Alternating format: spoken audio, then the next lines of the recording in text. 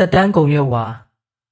ရန်ကုန်ကမနက်ခင်းတွေကစူညံနေပေမဲ့ကျွန်တော်အတွက်တော့မီးရထားတန်လေးကတေးသွားတဲ့ပုတ်လို့တန်းဆိုးတန်းဘူတာမှာနေတိုင်းတွေ့ရတဲ့သူ2ယောက်ရှိတယ်မင်းခန့်ကကျွန်တော်အင်္ဂလိပ်စာကထီကစာအုပ်နဲ့ကြပြားတွေကြားမှာပဲနေချင်တဲ့လူလင်းလင်းမေကပကြီးဆရာမသူ့လက်ချောင်းတွေမှာရေစေးမြဲပေနေတတ်တယ်ရေတန်လေးကဘူတာယုံတစ်ခုလုံးကိုလင်းသွားစေတယ်မနက်9 နာရီခွဲရထားကိုနေတိုင်းစီးတယ်ကျွန်တော်လည်းအဲ့ရထားပဲစီးတယ်သူကပြတင်းပေါက်ဘေးကုံမှာထိုင်ပြီးစကိုင်းဘလူးအယောင်ပုံတူပကြီးဆွဲတယ်ကိုတက်ထုံးကဓာတ်ပုံဆရာရထားပေါ်မှာကင်မရာလွယ်ပြီးဘဝအမောတွေကိုရိုက်ယူနေတဲ့လူသူကလင်းလင်းမေရဲ့ငယ်တငယ်ချင်းလင်းမေပကြီးဆွဲတာကိုနောက်ကနေတိတ်တိတ်လေးဓာတ်ပုံရိုက်ပေးတတ်တယ်ကျွန်တော်နဲ့လင်းမေစကားဆက်ပြောဖြစ်တာကမိုးတဲ့နေ့တစ်နေ့ဆရာကြပြဆရာကမိုးကြောက်တက်လာလို့သူစမေးတယ်မကြောက်ပါဘူးမိုးတန်ကကြပြတပုတ်ပဲလေးလို့ကျွန်တော်ဖြေမိတယ်အဲ့ဒီနေ့ကစပြီးကျွန်တော်တို့ရင်းနှီးသွားတယ်ကျွန်တော်ကသူ့ကိုကြပြတွေရွတ်ပြတယ်သူကကျွန်တော်ပုံတူပကြီးဆွဲပေးတယ်ယထာဘောက25မိနစ်ကကျွန်တော်တို့ရဲ့ကဘာလေးဖြစ်လာတယ်ကိုတက်ထုံးကကျွန်တော်တို့ကြားမှာအမြဲရှိတယ်ကျွန်တော်တို့ရေမောနေတာကိုဓာတ်ပုံရိုက်ပေးတယ်လင်းမေမူးမီလို့ဖျားရင်ဆေးဝယ်ပေးတယ်ကျွန်တော်စာအုပ်မေးခဲ့ရင်သူ့စာအုပ်ပေးဖတ်တယ်သူ့မျက်လုံးတွေကလင်းမေကိုကြည့်တဲ့အခါတိုင်းလူညံ့နေမှန်းကျွန်တော်ရိပ်မိတယ်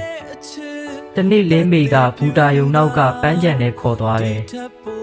မင်းကရှင့်ကြပြားတွေတဲကကောင်မလေးကကျမနဲ့တူတယ်လို့တငယ်ချင်းတွေကပြောတယ်ကျွန်တော်ရင်ခုန်သွားတယ်အဲ့ဒီကောင်မလေးကလင်းမေပဲကိုသူမျက်နှာလေးရဲသွားတယ်အဲ့ဒီနေ့ကပထမဆုံးလက်ချင်းတွဲဖြစ်တယ်လေပြေလေးကကြည်နူးစရာကောင်းတယ်ကိုတက်ထုံးကအဝေးကနေကျွန်တော်တို့ကိုဓာတ်ပုံရိုက်နေတယ်နောက်မှသိရတယ်အဲ့ဓာတ်ပုံနာမည်ကကြည်နူးချင်းတဲ့ဓာတ်ပုံပြိုင်ပွဲမှာစုရတယ်3ယောက်သားစမ်းချောင်းကကမ်းခြေသွားကြတယ်ကိုတက်ထုံးကကင်မရာလင်းမေကရေစီးကျွန်တော်ကကြပြစာအုပ်လင်းမေကတဲပေါ်မှာကျွန်တော်တို့3ယောက်ပုံဆွဲတယ်လိုင်းပုတ်တော့ပြတ်သွားတယ်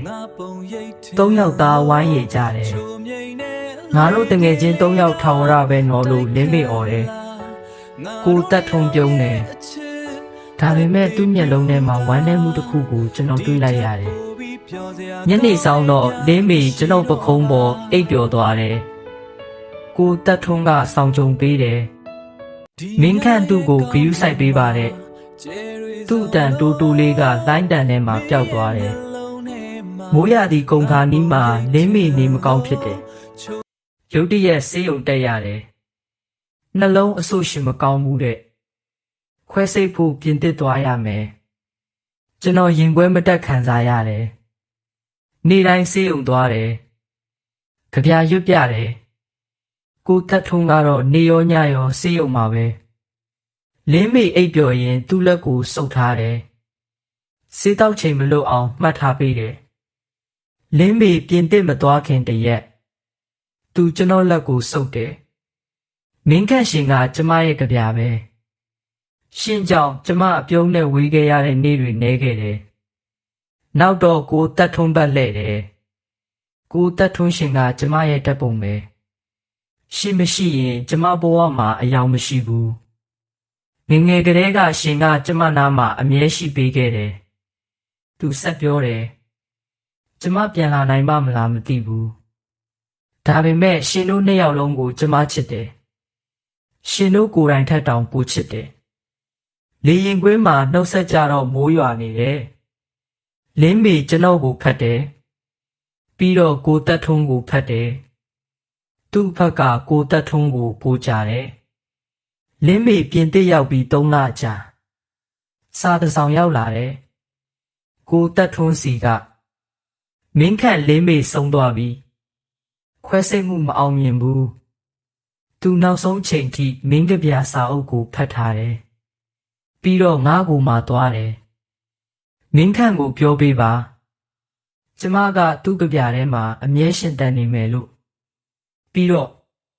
ကိုတက်ထုံးကိုလည်းချစ်တယ်လို့ပြောပေးပါတယ်စာထဲမှာဓာတ်ပုံတစ်ပုံပါလာတယ်စမ်းချောင်းကန်းကြီးကပုံပဲသုံးယောက်သားရင်နေတဲ့ပုံနောက်ကျောမှာလေးမိလက်ရည်နဲ့ကျမရဲ့ကြည်နူးခြင်းပျော်ရွှင်ခြင်းလွမ်းဆွခြင်းသုံးခုလုံးမင်းတို့နှစ်ယောက်ပဲအဲ့ဒီနေ့ကစပြီးကျွန်တော်ဘူရာယုံမသွားတော့ဘူးကိုတက်ထွန်းလဲယထာမစည်းတော့ဘူးနှစ်ကြာတော့သူ့တက်ပုံပြပွဲမှာကျွန်တော်တို့ပြန်တွေ့တယ်ပြပွဲနာမည်ကသုံးပွင့်ဆိုင်ပုံတွေအကုန်လုံးကလေးမိပုံတွေကြီးပဲပြုံးနေတဲ့ပုံပကြီးဆွဲနေတဲ့ပုံအိပ်ပျော်နေတဲ့ပုံနောက်ဆုံးပုံကြတော့၃ယောက်ပုံလင်းမီကအလဲမှာကျွန်တော်တို့ဘာစကားမှမပြောဖြစ်ကြဘူးတယောက်ကိုတယောက်ကြည့်ပြီးခေါင်းပဲညိပြဖြစ်တယ်အချစ်ဆိုတာပိုင်ဆိုင်ရတာကြီးပဲမဟုတ်ဘူးထင်တယ်တချို့အချစ်တွေကယထာတစင်းလိုဘူတာတစ်ခုမှစုံပြီးခဏလောက်အတူစီးပြီးနောက်ဆုံးတော့ကိုလန်းကိုခွဲသွားရတာပဲကြံခဲ့တာကအလွမ်းနဲ့အမတ်တရတွေပေါ့လင်းမေမရှိတော့ပေမဲ့မိုးရွာတဲ့နေ့တိုင်းသူ့ရဲ့အတန်ကြားရတယ်စာရွက်လန်တိုင်းသူ့ရဲ့စီးနံရတယ်ကင်မရာမြင်တိုင်းကိုတက်ထွန်းရဲ့နူးညံ့တဲ့မျက်လုံးတွေကိုသတိရတယ်သုံးပွင့်ဆိုင်ဆိုပေမဲ့ဘယ်သူမှရှုံးနိမ့်သွားတာမရှိခဲ့ပါဘူး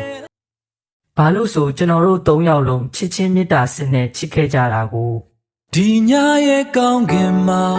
ကျယ်တွေစုံလုံးမင်းရဲ့မျက်လုံးထဲမှာငါပုံရိပ်ထင်လို့ချိုမြိန်နဲ့လေးပြေလေးကတိုက်ခတ်လာငါတို့နှစ်ယောက်ရဲ့အချစ်သက်သေပြူကဒီထပ်ပိုပြီးပြောစရာကောင်းတဲ့ညမရှိတော့ပါ